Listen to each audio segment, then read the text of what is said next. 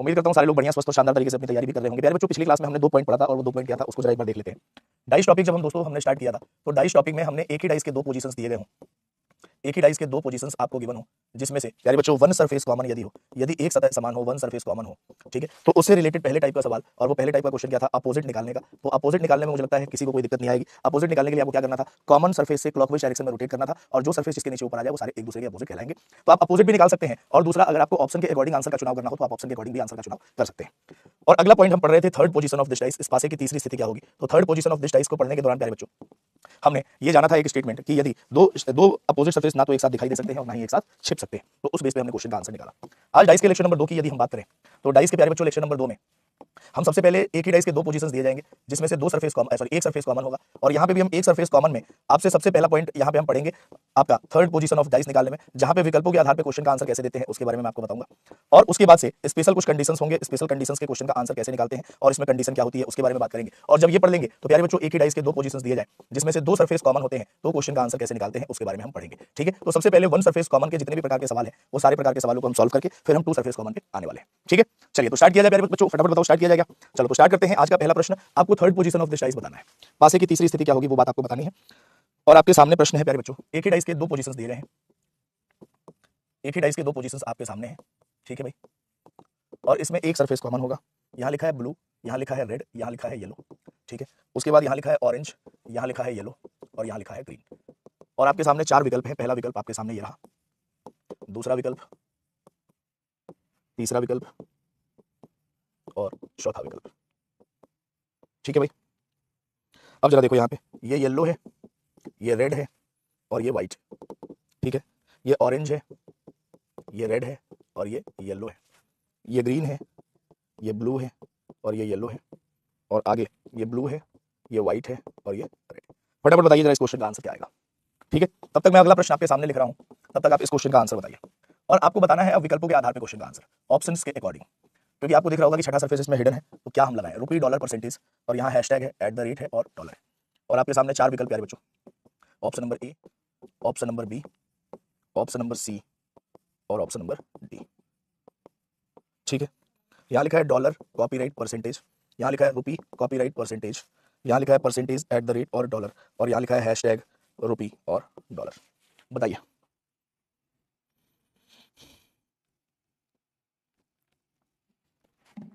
बोलिए भाई फटाफट बताओ। अगर मैं पहले सवाल की बात करूं प्यारे बच्चों, तो पहले सवाल में आप देखेंगे कि सर यहाँ पे कॉमन है येलो, क्या कॉमन है येलो, तो आपने लिखा येलो, और येलो से क्लॉकवाइज में चलेंगे तो आएगा रेड, और रेड के बाद ब्लू, येलो के बाद रेड और रेड के बाद ब्लू, और यहाँ देखो येलो के बाद ऑरेंज और ऑरेंज के बाद ग्रीन, येलो के बाद क्या आएगा ऑरेंज, और ऑरेंज के बाद क्या आएगा ग्रीन। तो देखो ब्लू के अपोजिट ग्रीन है, रेड के अपोजिट ऑरेंज है, येलो के अपोजिट नया कलर आना चाहिए। अब आप जरा देखो प्यारे बच्चों ऑप्शन नंबर ए, तो ऑप्शन नंबर ए में आपने देखा कि येलो के अपोजिट जो नया कलर होना चाहिए, जो कि यहाँ पे व्हाइट है, व्हाइट क्या है बिल्कुल नया कलर है, तो येलो के अपोजिट एक नया कलर आना चाहिए, लेकिन येलो के अपोजिट नया कलर आना चाहिए, तो क्या वो नया कलर और येलो, क्या वो नया कलर और येलो एक साथ दिखाई देगा, आप कहोगे नहीं सर 2 अपोजिट सरफेस तो एक साथ दिखाई देने लग गया, इसका मतलब ये ऑप्शन गलत। आगे देखो रेड के अपोजिट ऑरेंज है तो एक साथ दिखाई नहीं दे सकता, गलत, और ब्लू के अपोजिट ग्रीन है एक साथ दिखाई नहीं दे सकता, गलत। तो आंसर क्या आएगा, ऑप्शन नंबर डी आएगा, D will be the correct answer. क्या आंसर आएगा, डी ऑप्शन। आगे जरा देखो यहाँ पे क्या कॉमन है प्यारे बच्चों, डॉलर कॉमन है, तो आपने डॉलर यहाँ लिख दिया, डॉलर से क्लॉकवाइज में चलेंगे तो परसेंट और परसेंट के बाद रुपी आएगा, डॉलर के बाद परसेंट और परसेंट के बाद रुपी, और यहाँ देखो डॉलर के बाद @ और @ के बाद हैशटैग, तो रुपी के अपोजिट हैशटैग है, परसेंट के अपोजिट @ है, डॉलर के अपोजिट आपको एक नया सिंबल चाहिए, क्या चाहिए, नया सिंबल। अब जरा देखो डॉलर परसेंट और @ एक साथ दिखाई दे सकता है क्या, तो आप कहोगे नहीं, ऑप्शन नंबर सी गया, और रुपी और हैशटैग एक साथ दिखाई दे सकता है, नहीं, ऑप्शन नंबर डी गया। अब आप मुझे बताओ डॉलर के अपोजिट नया आपके सामने सिंबल कॉपीराइट दिखाई दे रहा है, लेकिन वो डॉलर और नया सिंबल एक साथ दिखाई नहीं दे सकते, तो ए भी गलत, B is the correct answer. क्या आंसर आएगा, बी ऑप्शन। कितने बच्चों ने प्रश्न का उत्तर सही दिया था भाई, फटाफट बताओ, कितने बच्चों ने प्रश्न का उत्तर सही दिया था, फटाफट बताइए, बोलो कितने बच्चों ने क्वेश्चन का आंसर सही दिया था, और अगर सही था तो अगले प्रश्न का उत्तर बताओ, फिर माना जाएगा। अगले प्रश्न का उत्तर बताओ तो मैं मान जाऊंगा कि हाँ आपको अब ये कॉन्सेप्ट क्लियर हो गया। ये डाइस की पहली पोजीशन है और ये डाइस की आपकी दूसरी पोजीशन है, और 4 विकल्प आपके सामने हैं, वो आपके सामने मैं बना देता हूं पहले, ए बी सी और डी, ये 4 विकल्प आपके सामने हैं जो कि मैंने पहले बना दिए, ठीक है। ये 4 है, ये 1 है, ये 5 है, ये 2 है, ये 3 है, ये 5 है, ये 3 है, ये 4 है, ये 2 है, और ये 5 है, ये 4 है और ये 6 है। और दूसरा प्रश्न आपके सामने है प्यारे बच्चों, अगर इन 2 प्रश्नों का उत्तर आपने बता दिया तो भाई साहब मतलब ये कॉन्सेप्ट आपका अच्छे तरीके से आपको मतलब समझ में आ गया। ऑप्शन नंबर ए आपके सामने है, ऑप्शन नंबर बी आपके सामने है, ऑप्शन नंबर सी आपके सामने है, और ऑप्शन नंबर डी आपके सामने है, ठीक है भाई। अब यहाँ पे देखो प्यारे बच्चों,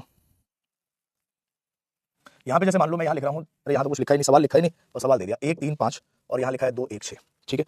अब यहाँ देखो 3 2 4 और 4 5 और 6, यहाँ लिखा है 6 3 4, यहाँ लिखा है 2 5 और 6, ठीक है भाई। अगला सवाल आपके सामने है 4 1 6 और अगला है आपके पास 6 4 और 2। बताओ भाई, पहले का सी आंसर आएगा भाई। वाह, कितने लोग सी आंसर दे रहे हैं भैया? सी आंसर कितने लोग दे रहे हैं बाबू?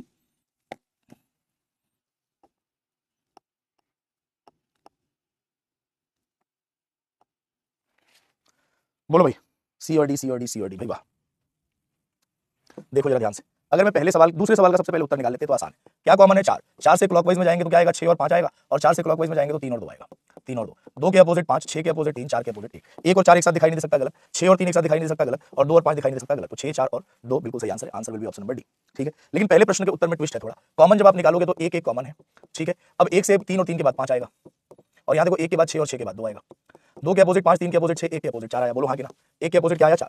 1 और 4 एक साथ दिखाई नहीं दे सकता, गलत। और 3 और 6, 2 और 5 एक साथ दिखाई नहीं दे सकता, गलत। अब यहाँ लिखा है 3 2 और 4, यहाँ लिखा है 4 5 और 6। अब इन दोनों में से कौन सा आंसर सही दे सर? पहले का सी और डी दोनों आंसर है भाई वाह। लेकिन आप ऑप्शन तो आपको एक ही पिक करना है। अब कौन सा ऑप्शन पिक करें बताओ? ऑप्शन आपको एक ही पिक करना है, कौन सा ऑप्शन पिक करें? बोलो, यहाँ पे मैटर फंसा।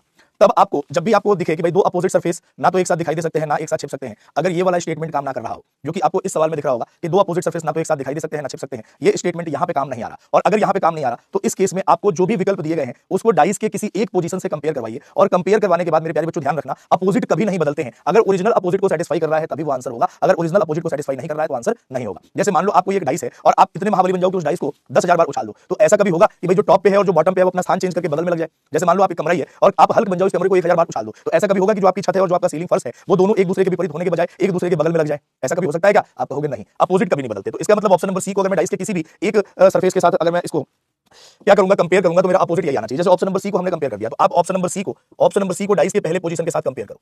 ऑप्शन नंबर सी को आप क्या करो, डाइस के पहले पोजीशन के साथ कंपेयर करो। ऑप्शन नंबर सी में लिखा है 3 4 और 2, और यहाँ लिखा है 2 1 और 6। अब बताओ दोनों में क्या कॉमन है? 2। सर 2 हमने लिख दिया, 2 से क्लॉकवाइज में गए तो 3 आया और 3 के बाद 4 आया, और 2 के बाद 1 और 1 के बाद 6 आया, 2 के बाद 1 और 1 के बाद 6। क्या ओरिजिनली 3 के अपोजिट 1 था? आप कहोगे सर ओरिजिनली 3 के अपोजिट 1 तो था ही नहीं। इसका मतलब हमने इन दोनों को कंपेयर करवाया तो हमारा ये ऑप्शन नंबर सी अपोजिट को सेटिस्फाई नहीं कर पाया, और नहीं कर पाया तब आंसर आपका ऑप्शन नंबर डी होगा। अब डी ऑप्शन को उठा के किसी भी डाइस के एक पोजीशन के साथ कंपेयर करवा दो। यहाँ लिखा है 5 4 6, तो यहाँ पे डाइस के किसी भी एक पोजीशन के साथ कंपेयर करवा दो, चाहे पहला चाहे दूसरा, मर्जी आपकी है। अगर आपने कहा कि सर हम पहले डाइस से कंपेयर करवा देते हैं तो क्या कॉमन है प्यारे बच्चों? 5 कॉमन है। क्या कॉमन है? 5 हमने लिख दिया। 5 से क्लॉकवाइज में चलो तो 4 4 के बाद 6 आएगा, और यहाँ देखो 5 के बाद क्या आया? 3, और 3 के बाद 1। देखो ओरिजिनली 6 के अपोजिट 1 आया। क्या ये क्या हुआ?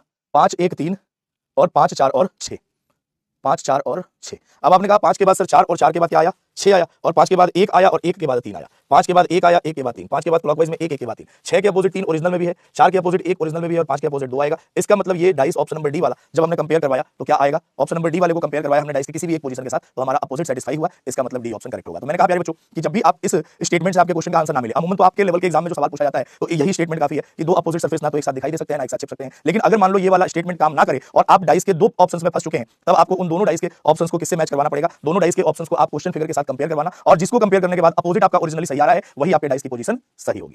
ठीक है भाई, क्लियर?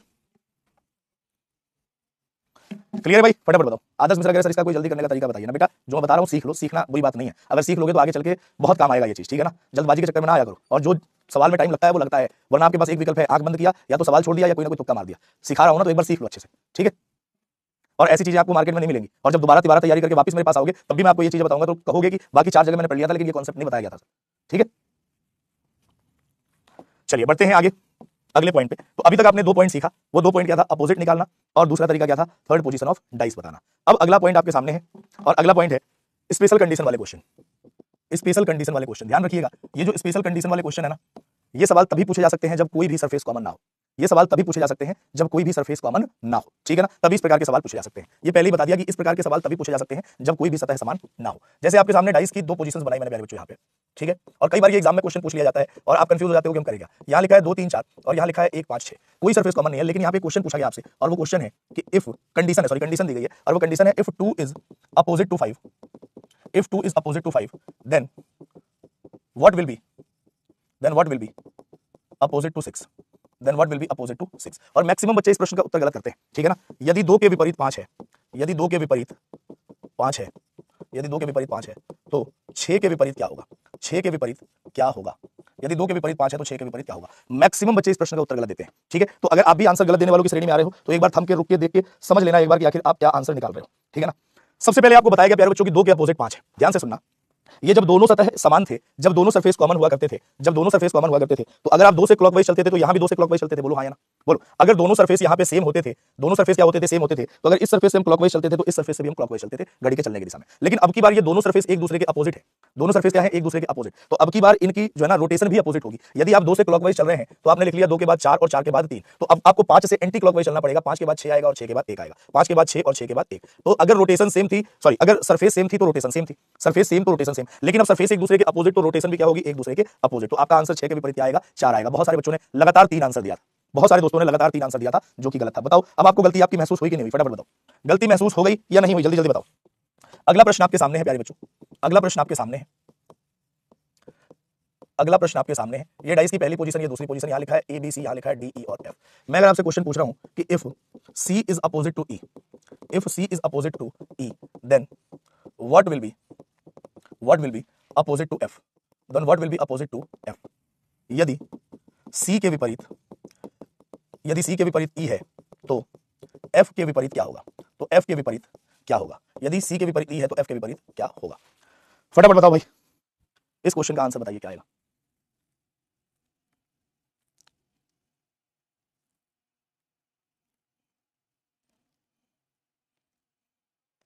बोलो आया। देखो क्या कॉमन है प्यारे बच्चों, कॉमन कुछ नहीं है, लिख दिया गया सी के अपोजिट ई, सी के विपरीत ई है, तो सी से अगर आप क्लॉकवाइज चलेंगे, सी के बाद ए आया, ए के बाद बी आया, तो आपको ई से किधर चलना पड़ेगा, एंटी क्लॉकवाइज। तो ई के बाद क्या आएगा, ई के बाद डी आएगा और डी के बाद एफ आएगा। तो ए के अपोजिट डी होगा, बी के अपोजिट एफ होगा और सी के अपोजिट ई तो दिया ही गया है। तो आंसर क्या आएगा, बी आएगा, B will be the correct answer. कितने लोगों ने बी आंसर दिया है, बात समझ में आई कि नहीं आई, फटाफट बता दो, जल्दी जल्दी बताओ, बात समझ में आई या नहीं आई। चलो एक लास्ट क्वेश्चन इसका और कर लेते हैं इस टाइप का। आपके सामने एक क्वेश्चन है प्यारे बच्चों, आपके सामने एक क्वेश्चन है, ये डॉलर है, एट द रेट है, हैशटैग है, परसेंटेज है, कॉपीराइट है, ट्रायंगल है, डाइस की पहली, डाइस की दूसरी पोजीशन। बोला गया है आपसे if at the rate is opposite to, if at the rate is opposite to copyright, then what will be opposite to triangle, then what will be opposite to triangle. यदि at the rate के विपरीत, eight the rate के विपरीत copyright है तो triangle के विपरीत, triangle के विपरीत क्या होगा, ट्रायंगल के विपरीत क्या होगा, ट्रायंगल के विपरीत क्या होगा, फटाफट बताओ। यदि एट द रेट के विपरीत कॉपीराइट है तो ट्रायंगल के विपरीत क्या होगा, बोलो भाई। देखो एट द रेट के अपोजिट क्या है प्यारे बच्चों, कॉपीराइट है, तो एट द रेट से अगर क्लॉकवाइज चले तो डॉलर, डॉलर के अपोजिट, डॉलर के बाद हैशटैग, कॉपीराइट से एंटी क्लॉकवाइज चले तो क्या आएगा, ट्रायंगल, और ट्रायंगल के बाद क्या आएगा, परसेंटेज, हैशटैग के अपोजिट परसेंटेज, ट्रायंगल के अपोजिट डॉलर और एट द रेट के अपोजिट कॉपीराइट, तो ट्रायंगल के अपोजिट क्या आएगा, डॉलर आएगा, राइट आंसर इज डॉलर।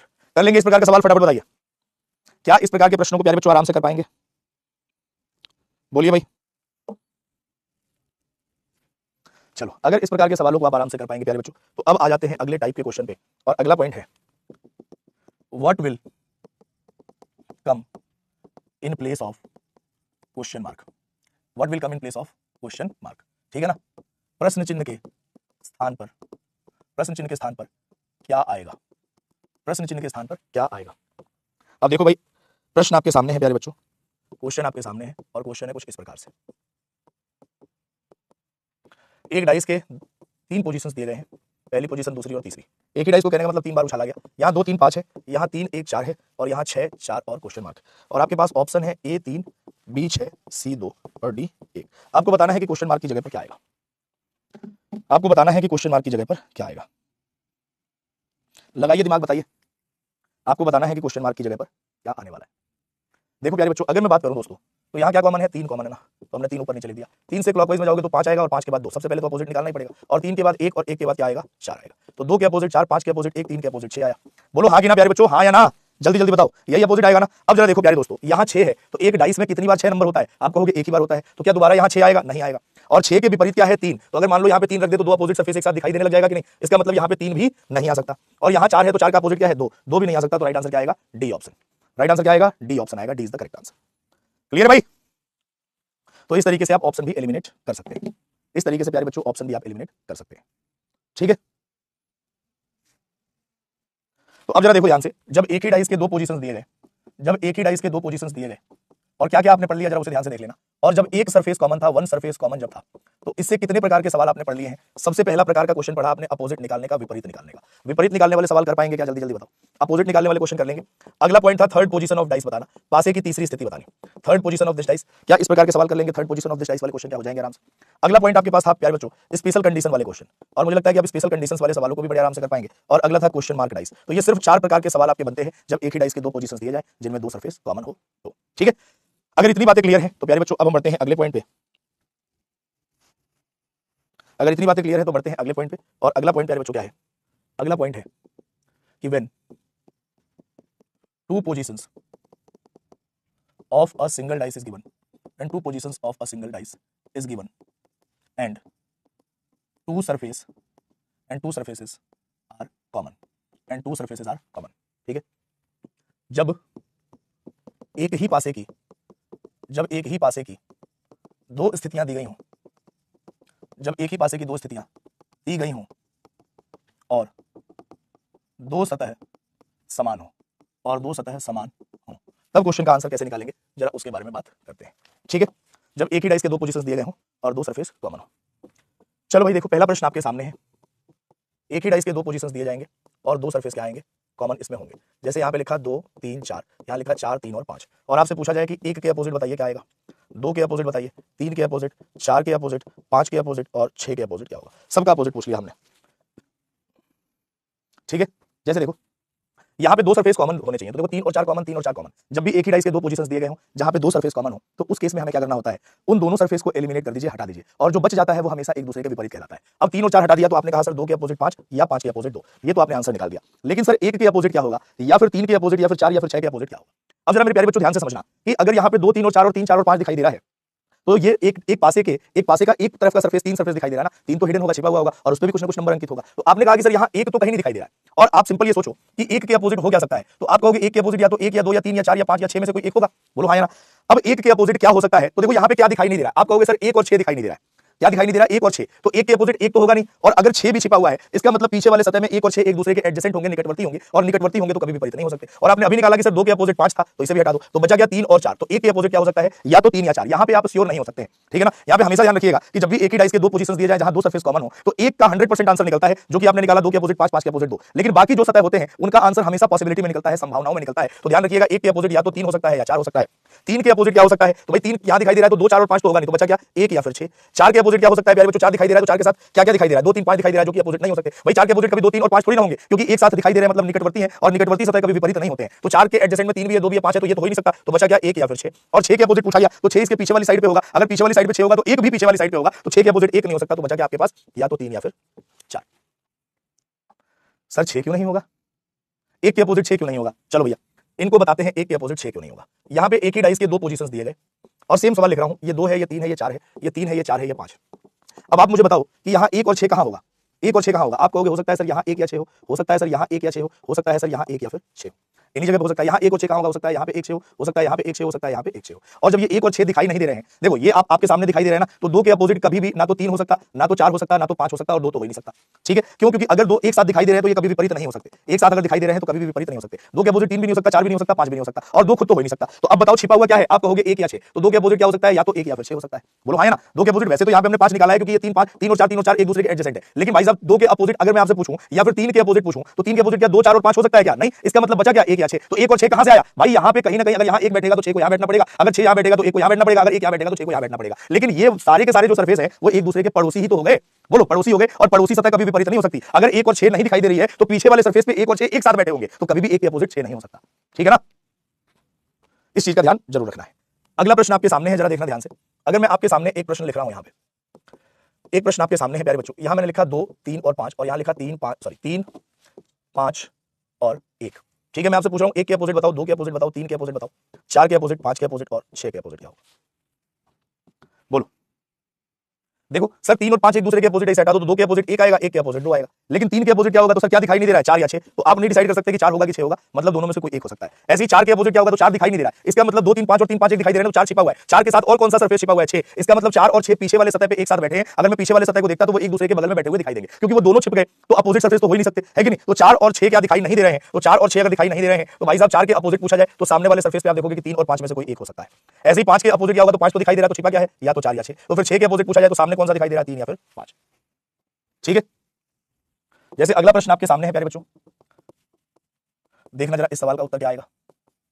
यहां पे मैंने लिखा एक ही डाइस के दो पोजीशंस हैं, A B C, C B और ई। आपसे पूछा जाए ए के अपोजिट बताओ, बी के अपोजिट बताओ, सी के अपोजिट बताओ, डी के अपोजिट बताओ, ई के अपोजिट बताओ, एफ के अपोजिट बताओ, क्या आएगा। बोलो भाई।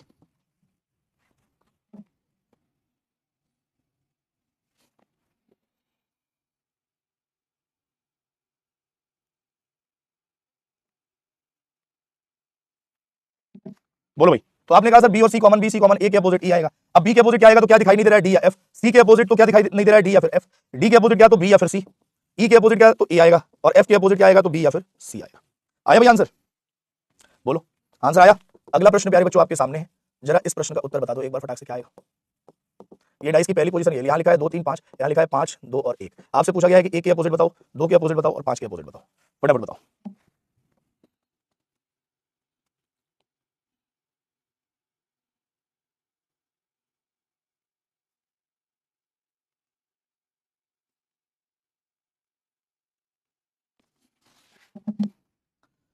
बोलो भाई क्या आया। देखो सर 5 और 2 कॉमन, 5 2 कॉमन तो 1 के अपोजिट 3, 2 के अपोजिट 4 या फिर 6, 5 के अपोजिट 4 या 6 में से कोई एक कर लेंगे अपोजिट। कई बार आंसर हम जो है ना विकल्पों के आधार पर भी निकालते हैं। जैसे आपके सामने ये क्वेश्चन है, ठीक है भाई, आपके सामने एक क्वेश्चन दे दिया मैंने, डाइस की पहली दूसरी पोजीशन, यहाँ लिखा है 2 5 4, यहाँ लिखा है 4 5 और 3, ठीक है। और आपसे पूछा गया 4 के अपोजिट बताओ, और आपके सामने प्यारे बच्चों ऑप्शन दे दिया मैंने, 4 के अपोजिट 2 3 1 और 5, बताओ 2 3 1 और 5। ऑप्शन के अकॉर्डिंग भी आप क्वेश्चन का आंसर निकाल सकते हैं बड़े आराम से। जल्दी जल्दी बताइए। अगला प्रश्न आपके सामने दे दूं प्यारे बच्चों, ठीक है। विकल्पों के आधार पर भी कई बार क्वेश्चन आपसे पूछ लिया जाता है। तो ये डाइस की पहली और ये दूसरी position eight the rate dollar percentage, percentage eight the rate और हैशटैग, और आपसे एट द रेट का अपोजिट पूछा गया है। और आपके सामने ऑप्शन है कॉपीराइट, बी ऑप्शन है परसेंटेज, सी ऑप्शन है हैशटैग और डी ऑप्शन है एट द सॉरी डॉलर, बताओ।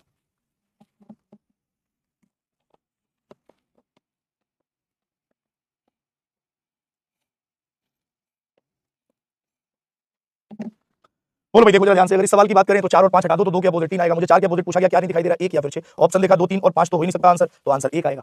यहाँ देखो प्यारे बच्चों आपके सामने percent eight the rate common है, तो डॉलर के अपोजिट क्या आया, हैशटैग। आपको एट द रेट के अपोजिट चाहिए तो एट द रेट के साथ जो दिखाई दे रहा है वो आंसर नहीं हो सकता, परसेंट भी नहीं, हैशटैग भी नहीं, डॉलर भी नहीं, आंसर आएगा कॉपीराइट। क्या आंसर आएगा, कॉपीराइट। क्लियर है प्यारे बच्चों। तो आज के लिए हम इतना ही पढ़ेंगे। डाइस टॉपिक में प्यारे बच्चों हम एक ही डाइस के दो पोजीशंस दिए गए हों, जहां पे दो सरफेस कॉमन हो, उसका अपोजिट हम निकाल रहे हैं। कोशिश करना कि प्रीवियस ईयर के क्वेश्चंस आप इससे रिलेटेड सॉल्व करना। तो इसके आगे